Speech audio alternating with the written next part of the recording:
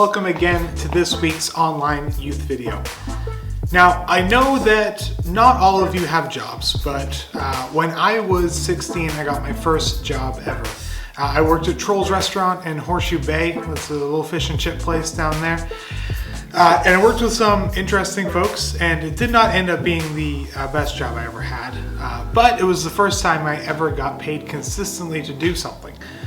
Minimum wage at the time was about $10.25, and so I thought of everything that I bought in terms of how many hours of work I had to do to earn it. So like lunch for $10, well, it's about an hour's worth of work.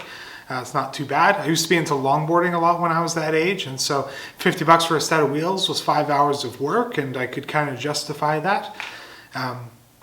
But when I first started working, however, my dad pulled me aside one day and suggested tithing. He told me about how him and my mom have always done that as an expression of trust in God's provision and as a way of committing themselves to Christ, putting their money where their mouth is, so to speak.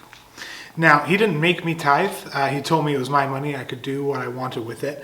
But his testimony of how much security they felt in living with an open hand towards their finances convinced me to do the same.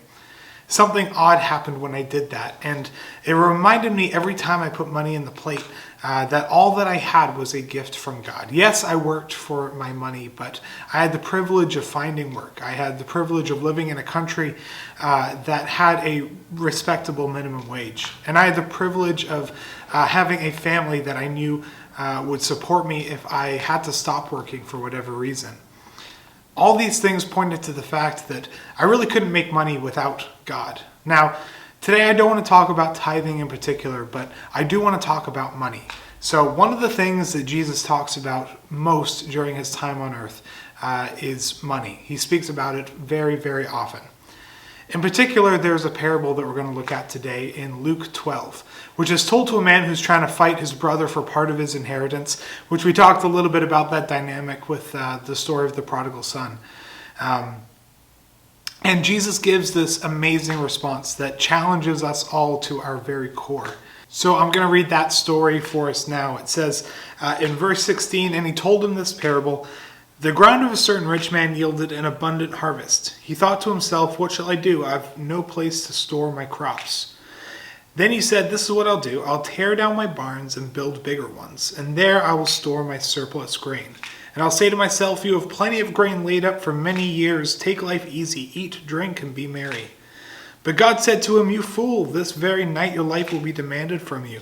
Then who will get what you have prepared for yourself?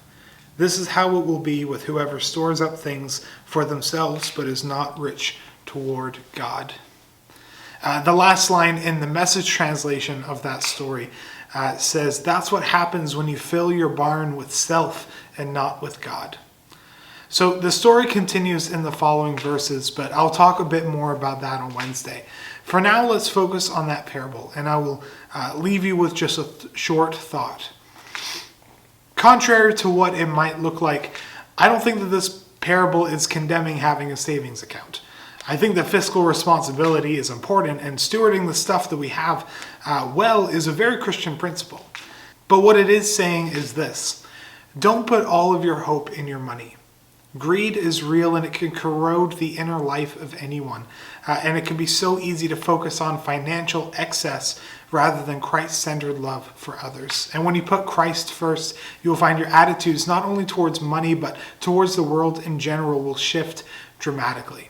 So I'll leave you with this challenge to kind of think about before we meet tomorrow on Zoom. And that's to consider, is money the thing that's driving all of your decisions? Is there something in your life that you're placing above Christ in your decision-making process? And what does this story say to you about what it means to put Christ first and to let money be a tool rather than the thing that guides you and makes all your decisions for you?